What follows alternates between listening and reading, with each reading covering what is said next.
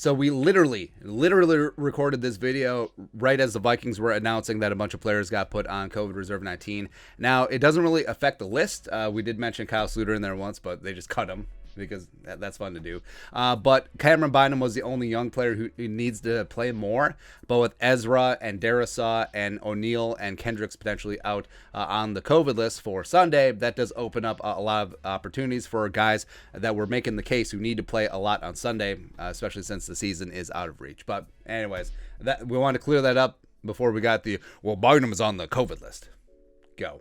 With the Minnesota Vikings 2021 dreams dashed hopes down the effing drain, it's time to let the young guys play, guys who could and should be part of the future of the Minnesota Vikings. So week 18, the meaningless game against the the crooked Chicago Bears. Here are a dozen Vikings who need to play basically the entire game on Sunday. First up, obvious one, Kellen Mond, right? So you know what you have with Kirk Cousins. Maybe he'll be here next year to play out the final year of his contract. Maybe not. Maybe you explore the trade market for the Tim Pot Pizza Ranch dictator. Sean Mannion ain't it. And Kyle Sluter, I love him forever, man. But I'm still more intrigued about the future of Kellen Mond, the rookie third-round pick from Texas A&M. Is he garbage like Zimmer claimed in his press conference, in not so many words, or does he have some potential? Because base it off what you saw in preseason.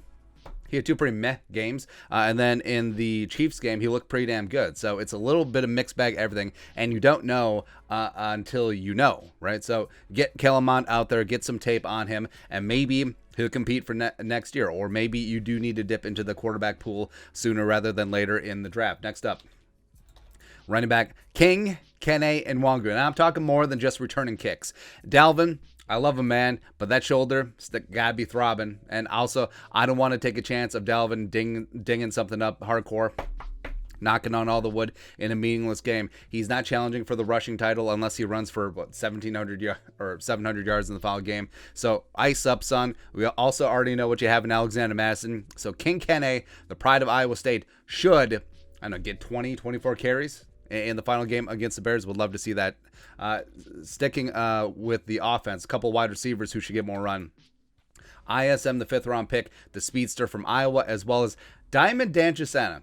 Dan Chisena has turned himself into a mighty fine cannibal punt gunner. He drives me crazy. Wait, that's not fine. Don't care. Anyways, what? No, it is. Doesn't matter. But you got speed on the outside. And Justin Jefferson, he'll play. He'll put up some numbers. It'll be great. He'll extend his lead for the NFL record for most receiving yards in the first 2 seasons. So hopefully Jamar Chase doesn't break that record. KJ, love KJ in year 2, man. You already know what you have in him. So get ISM out there. Have him run a couple of 9s. Same thing with Dan Chisena. And Kellen Mond, he's a rookie quarterback. He's not going to be able to go through his progressions like a veteran quarterback, especially with only 1 week of practice. So what he is going to have, he's got the deep ball. It's what he had at Texas A&M. He's got some great touch, some back shoulder one time with a couple of these speed demons on the outside. Let's go.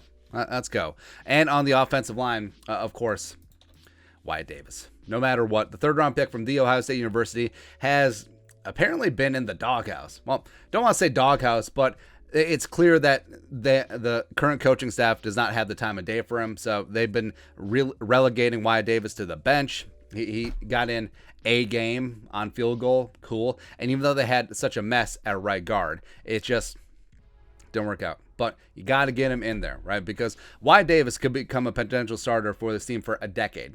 But you don't know unless you actually get him out there and get him in a game situation. Next up, still sticking on offense. This one is a little bit controversial. So I want to see Blake Brandel.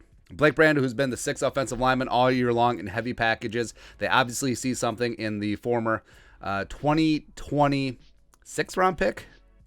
Yeah, I want to say 6.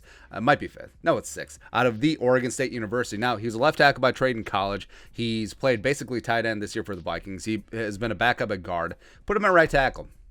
Brian O'Neill had a great season. You got your money, man. Let's not risk you getting hurt in a meaningless game. You have nothing to prove. So Blake Brandel at right tackle with Christian Darisaw.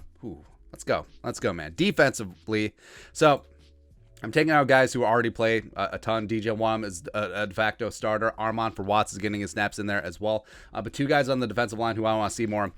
Jumping James Lynch, who had a nice tackle for loss on third down against the greasy, grimy Green Bay Packers, as well as defensive end Kenny Willekes. Now, Willekes got off to a very solid start this season, filling in for Daniil and Everson, but injuries, COVID, and whatnot, I still think that there's something there in the 2020 7th round pick out of Michigan State. I think that he could potentially become a rotational guy. Now, I'm not saying that in 3 or 4 years, Kenny Willekes will be a nail driver starter, but stranger things have happened. Stranger things have happened along the defensive line. 2 linebackers who need to see more work. Blake Lynch as well as rookie Chaz Surratt. Now remember, Chaz Surratt was the Vikings' second overall draft pick in this year's draft. Third round pick, the former quarterback / linebacker out of UNC, has gotten a little bit of special teams work, especially with Ryan Connolly dinged up. But yeah, he needs to see the field. I don't care what Anthony Barr is going to do this week. Kendricks, give him a week off as well. Make sure that he's healthy, ready to go for 2022. I don't care about Nick Vigil, who probably isn't going to be back next year. But Blake Lynch is going to start for Anthony Barr next year. No cap. Absolutely. Good things happen whenever Blake Lynch is on the field. So get him out there and also get the rookie out there as well and see what he can do. Lastly, 2 in the secondary. So you got cornerback Harrison Hand. We've seen enough Chris Boyd. And every time that 38 special, now 20 special, is on the field defensively or on special teams, good things tend to happen. Get him out there, man. I love his length. I love his competitive spirit. Plus, with Mac Alexander leaving, well, he won't be back after his 1-year minimal veteran free agent deal expires. Harrison Hand could be your slot cornerback heading into next season. He has that versatility, so let's see it in an actual regular season game situation. Now, Cameron Bynum, he was listed as a starter against the Packers, played a handful of snaps. They went with a 3 safety look for part of the game. But yeah, just put him in there. Xavier Woods, don't care. Done, finito. And I understand some of these veterans do have active game bonuses. Have them be active. Pay out the bonuses.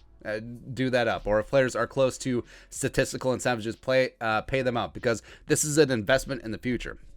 This game, these dozen young guys and a couple of others as well, getting some real experience. And also, I don't care if they win. What about the draft pick? What about it? As we outlined earlier, it's going to take a lot for them to move up significantly, and they're probably not going to fall too far anyway. So whatever. If these young guys can get together, play a solid game, and beat the Bears at home, think about what that does for confidence as well as momentum going into next season, when you will be relying on these guys to be the backbone of the future franchise going forward. As I don't want to say it's a rebuild, hard reset, as it were, holding on the power button for 5 seconds. Boop. There you go. But what are your thoughts on our thoughts? Who should we add to the list? Who should be taken off it? Young Vikings who need to play Week 18, basically the entire game. Let us know in the comment section below. Subscribe for daily Vikings takes. Want to support the work? Put a little something in the Venmo. But until next time, Skol, production value.